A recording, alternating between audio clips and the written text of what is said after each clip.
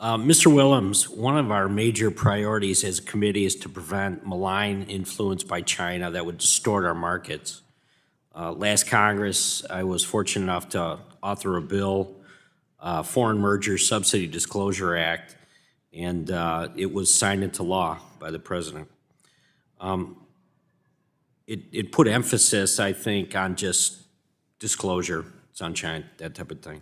The FTC and the Department of Justice, the Antitrust Division, are now required to monitor and take foreign government subsidies into account in the pre-merger notification process. Another area where China is attempting to infiltrate are exchange trade funds traded here in the United States as well. Many of these investment vehicles contain Chinese companies involved with China's military as well. That has been disclosed. I think there was even some discussion about it today. So, for example, CSSC Holdings Limited, China's largest builder of military ships, is listed in several major investments indices, including MSCI, Emerging, FTSE as well. So there's a number of different corporations that are complicated acronyms as part of this discussion. The indices contain trillions of dollars of assets under global management. And current law that prohibits U.S. investors from buying or selling securities for companies deemed to support China's military. However, parent companies or subsidiaries of listed companies can still be found in these indices. Why is it that the parent and subsidiaries of listed companies can circumvent this ban?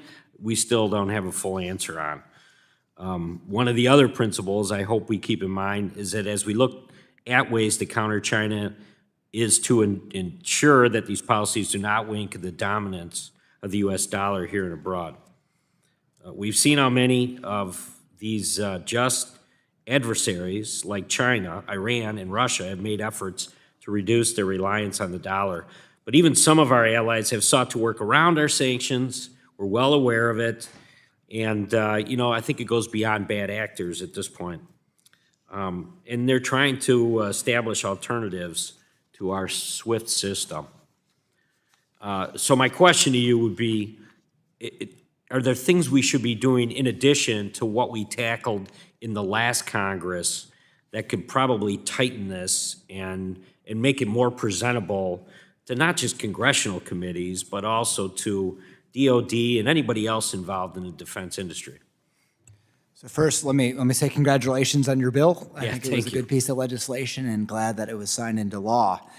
Second, let me comment on the military company restrictions, which you referred to. I think that Congressman Barr has legislation that's looking to make this statutory and then tighten some of the gaps. And I think that as we're doing it, considering what you raised is also a worthwhile endeavor for this committee to explore. Now, I think that there may be some complexities we need to think about when you're talking about entire index funds, but the point is, if we make a determination that a company is linked to the Chinese military, we shouldn't have U.S. investors in that company. And so we need to figure out how we are closing all applicable gaps. And I think exploring what you raised is a worthwhile endeavor. On the SWIFT question, that's less my area of expertise, but happy to try to get back to you on that, or maybe one of my colleagues also has something to say. And I was looking at Eric.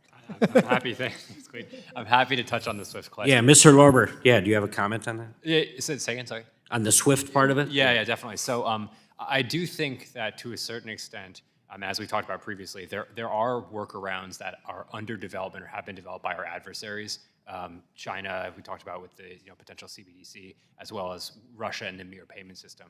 On the SWIFT side, I actually think that the threat of a sort of a European defection from the U.S.-led financial rail system may not be as immediate as some were worried about even a few years ago. So remember that the Europeans set up Instex following the U.S. Withdrawal from the JCPOA as a way to facilitate trade with Iran that was outside the U.S. sanctions jurisdiction. I think there was one transaction that ended up going through Instex. very, very few did. And so I think to a certain extent, there was a lot of talk about it at the time, but in actuality, it didn't come to fruition. And certainly I haven't heard of anything along those lines since the Russian invasion of Ukraine last year. The gentleman's time has expired.